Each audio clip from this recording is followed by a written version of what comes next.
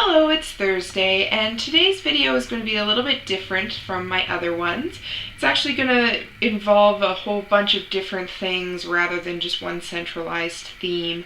I've had an idea rattling around in my head, and I've already bounced it off of Mike, and I kind of just wanted to bounce it off the camera as well. And if any of you have any comments or suggestions or any ideas about how to make it better, that would be great. You can either leave comments on our Facebook page or on my Facebook page, or even in the comments on YouTube. Now, in downtown Calgary, there's a pub that does a Gamer's Sunday. It's called Dickens. Now, to be fair, we've seen that they do games. It looks really interesting, but we're just not willing to go downtown for it. I think there's a lot of gamers in the Northwest who would feel the same. Don't want to travel, but they still want to have a socialized situation where they can go and play games and have wings and nachos and beer and have a good time. What I am proposing is that probably just starting once a month. I don't think we would do it weekly because Mike and I would probably have to be there every single time, and that's just not feasible to do it every week with our time constraints. But who knows, maybe in the future it might become a more weekly thing as we get more people involved. Put a whole bunch of tables together, play some board games, maybe have the big TV. I'm pretty sure it can go off a different circuit, maybe put on some movies instead of the regular sports that they have there. And that way, you know, it'll bring business to the Scotsman as well, and it'll also give us an area to game in and perhaps meet new people and play different games. Like I said, if you have any suggestions, please let me know, see if there's any other ideas out there. I just kind of want a centralized place where we can have a regular gaming day and just, you know, have some fun, play some games, drink some beer. We recently picked up the game Love Letter. It's a really good filler game. It's a card-based game, and it probably takes about 20 minutes or so to play.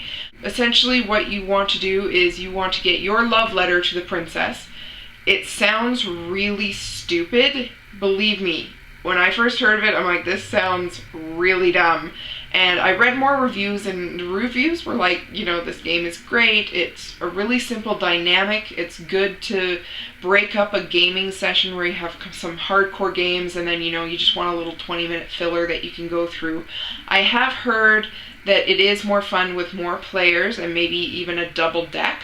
Right now, Mike and I just played it with a single deck, and we had fun, but I can see it being fun with more players, as most board games are. I went to the comic book store yesterday. I got a couple new comics that I might review as a different video. I got the Abe Sapien second graphic novel, which I've been looking for forever. And I also found the Witchfinder second graphic novel, which I've also been looking for a very long time.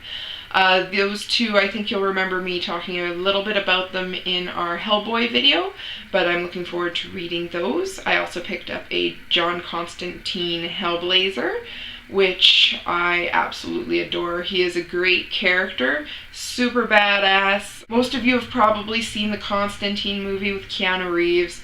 Please don't hold that to anything. I wasn't a huge fan of that movie.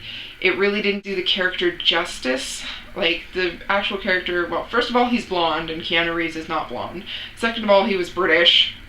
Keanu Reeves is not British. So, I mean, there was two things, I'm like, really? And the story just didn't capture me. Like, John Constantine is such a... he kind of falls into things, and he has a lot of knowledge, but he kind of bungles through it the best he can, and then, you know, has a cigarette and a pint and calls it a day.